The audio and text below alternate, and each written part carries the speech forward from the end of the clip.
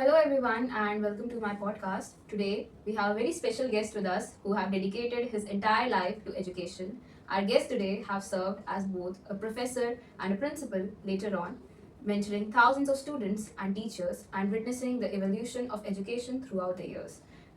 Let me introduce you to our today's guest who is Dr. Narsingh Binani, a thinker, an educator and a philosopher who writes and who learns through his life experiences.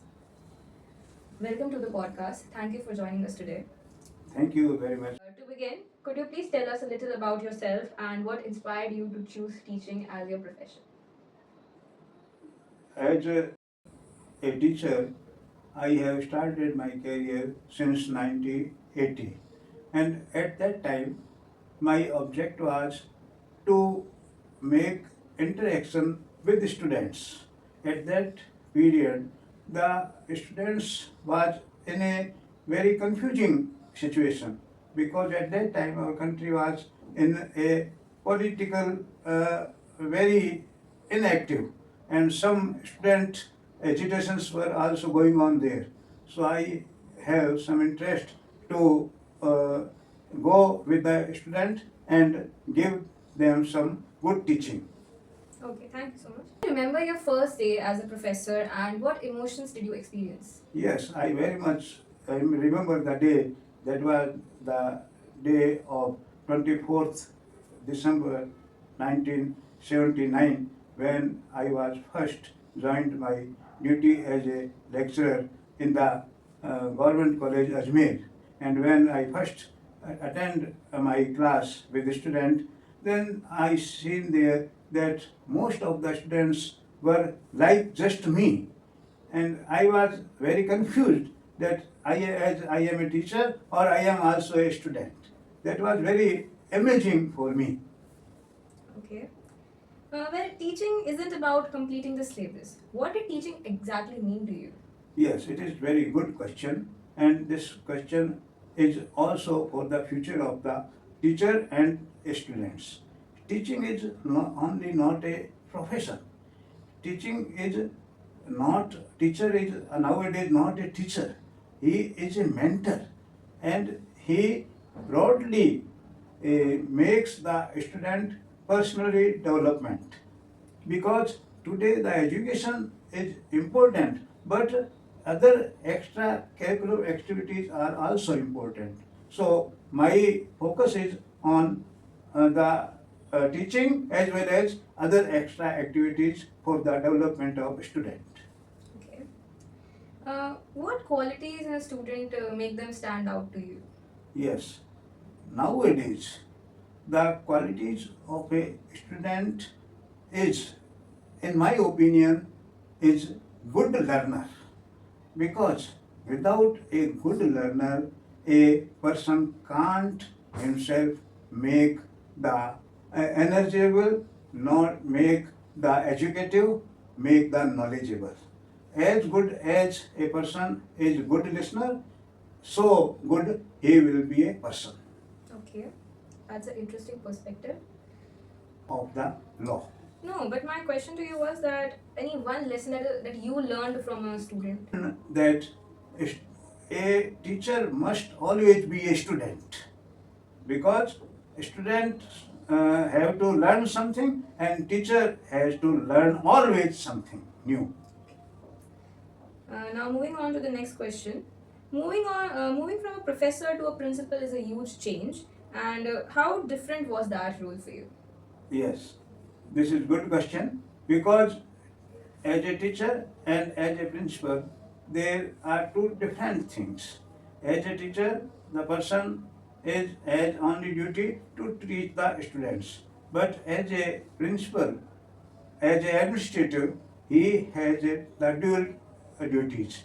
On one side, he has to administer all the institution, and also, if necessary, he has to teach the students. Now he is not the teacher of a class or a subject, but he is overall mentor of the whole college. Thousands of students are follower of him. So her each and every activity of his is affect the activities of the students of the institution. What were some of the biggest challenges you faced as a principal? Biggest challenge is, I can say that most challenges was the maintaining the discipline among the students, because the discipline is must in every student, as I think. Yes. Without discipline, no student can develop progress in the life. Very true. Uh, can you share a decision you made as a principal that you're especially proud of, or you think fondly that that was a very nice decision that you made? Yes, very some decisions I have taken, but some most decision which I can mention here is that I found that some students were somewhat poor in studies. So I have taken their extra classes and taught them, especially separate classes, and became there to come the level with all other students. That is actually a very great decision that you made there, because nowadays it's very important, because many students are going for extra classes or tuition classes and they're paying extra money even after going to colleges or schools. But you taking that initiative was a very great decision Thank on you your very part. much. Thank you very much. Yes. Moving on to the next question. Leadership often comes with difficult choices. How did you balance discipline with compassion? Discipline and compassion is, I think, no two things, because everybody has the compassion, and compassion brings the discipline. Both are the same and interdependent things. If somebody has no discipline, then he will be not a compassionate. Person. Yeah. You have witnessed education evolve over several decades. What are the biggest changes you have seen in our education system? Yes, it is changed overnight. Overhaul changing has been made in the education system. When in the 1980s, when I have started my teaching, teaching was a very traditional. Chalk and board teaching was there, and some lectures and some notes were given to the students. I would But like to add to my question. There has also been changing in the reading material that is being given by the government or recommended by the you. Can also no, comment on at that. that time some books were prescribed by the university, and we have to take those books and we have to give lecture or notes with the help of those books. No, no. I wanted to talk about the changes that have been seen in the material also that is being recommended by the university. For Now, the today, yes, from I that am time. coming. I Yeah, am yeah. coming to your point. Yes. I am telling the yesterday's Okay. situation. Now I come today. Today everything has been changed. Now the chalk and blackboard time is gone. Yeah. Now there are modern classes called the smart classes, Yes. and all the information technology and computer based education is there. So there is no chalk and no duster, no blackboard is there.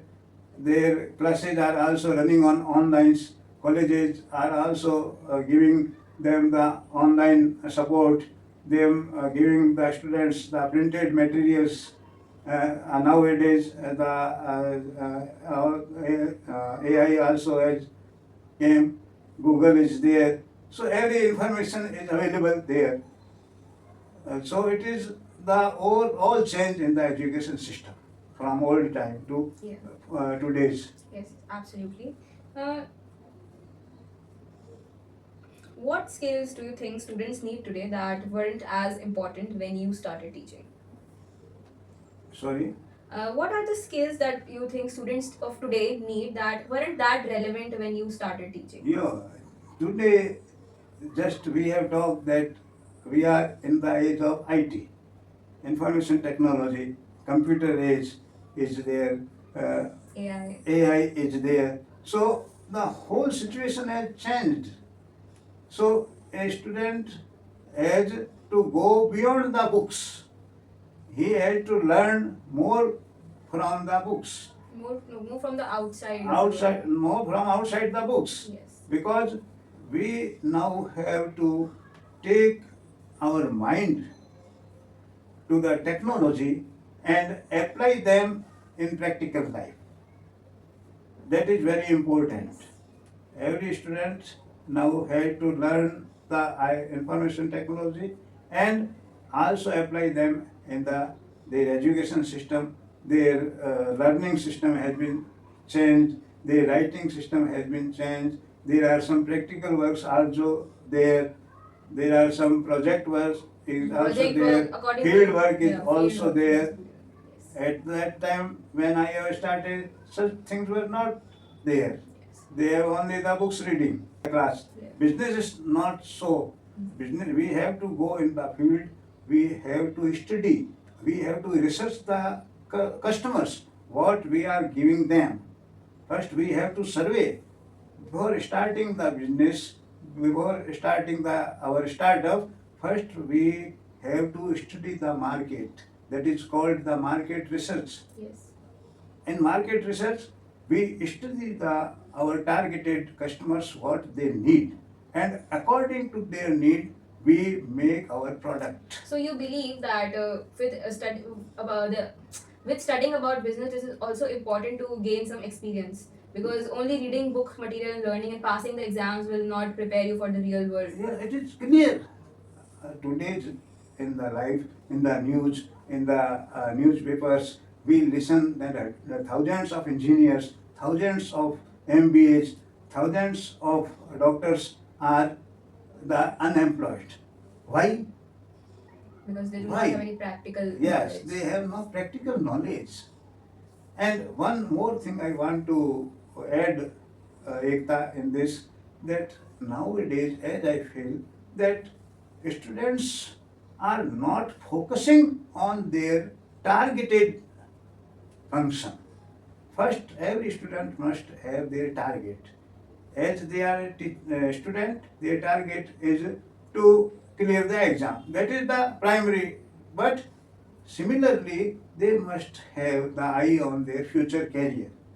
And for the making future career, they must be laborious, they must be disciplined, they must be time bound, they must be planned and organized. In these qualities, if students have, then we can say he can success in the business or any other service line, So professional line. what you're trying to say is that a student must have a final career goal and must align their goals from starting from a young age. Do you think that as a class 11 student, we must align our future goal, that we must know what our future goal is and align our actions in such a way that our chances of achieving that may increase? Yes, 100%. Every student listening remembers just one message from today. What do you think that message would be? Message is that every student should treat him or her as a student for whole life. It means he has some curiosity to learn something new every day, every hour, every minute. I say every step he should have curiosity to learn something new.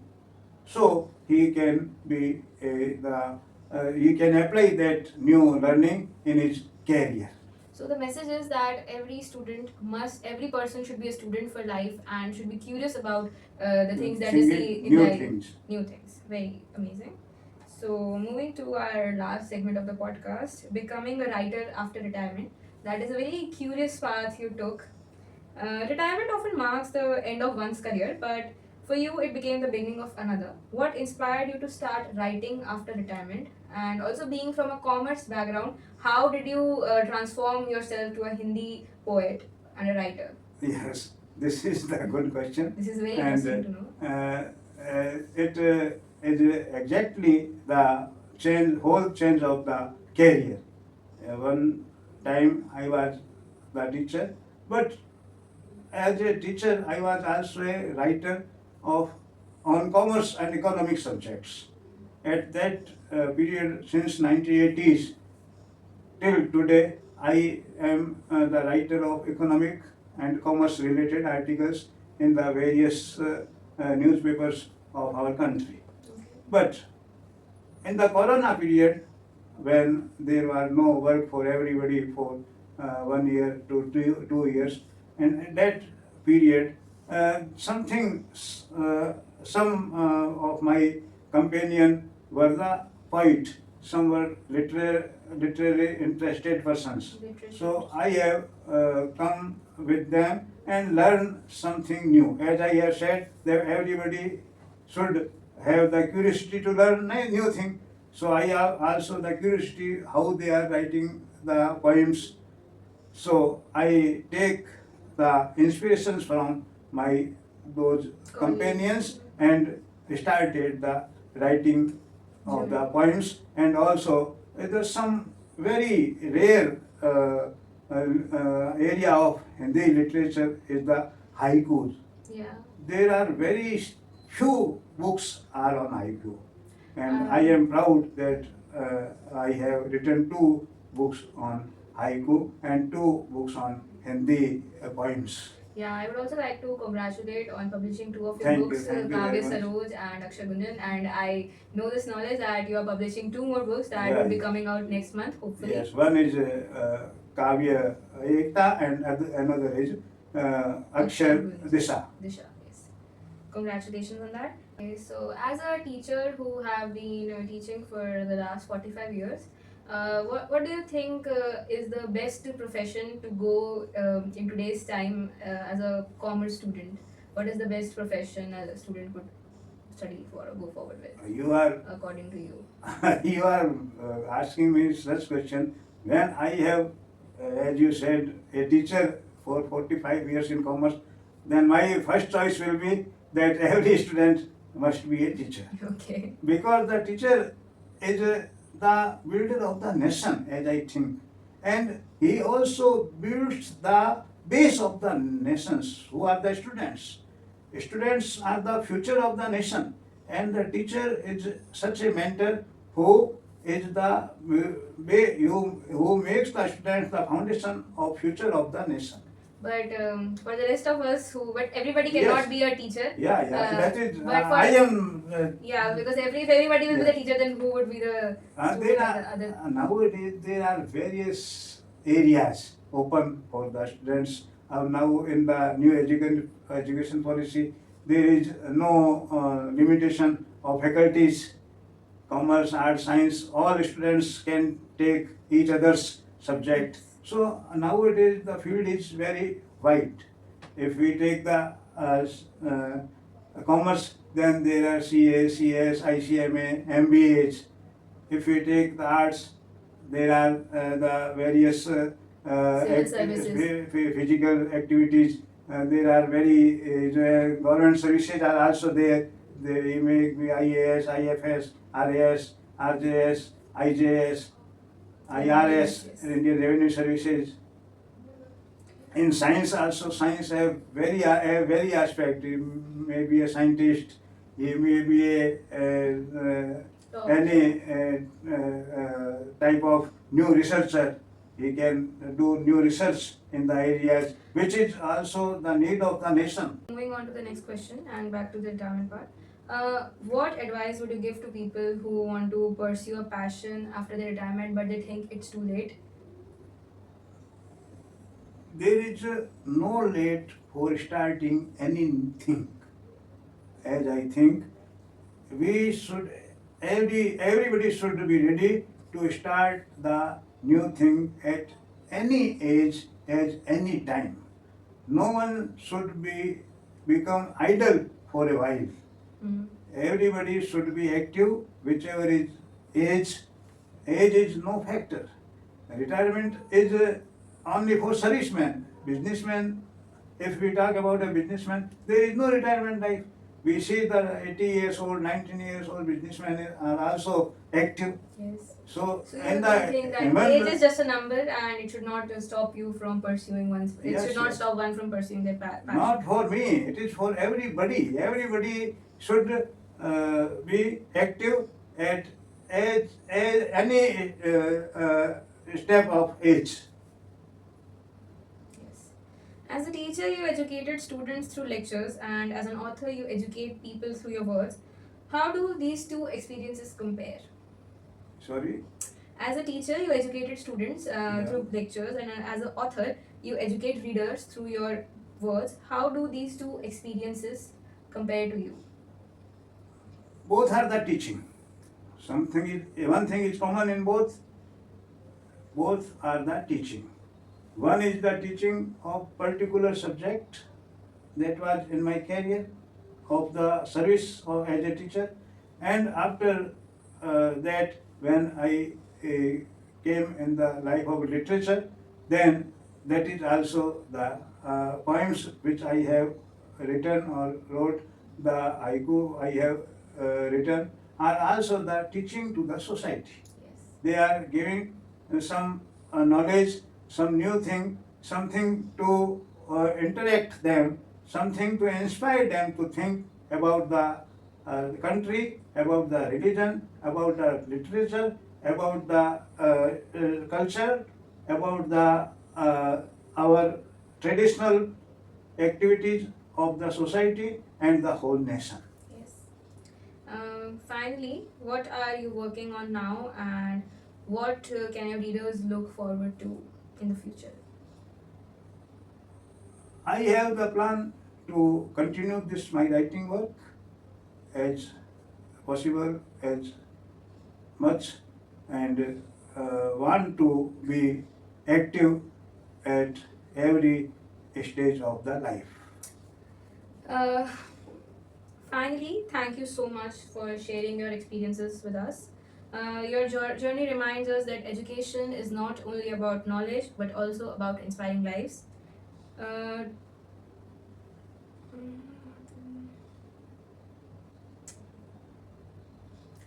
uh,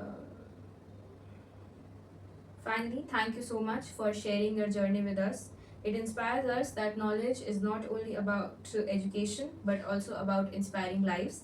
To everyone listening, we hope that this conversation encouraged you to value your teachers, stay curious, and never stop learning.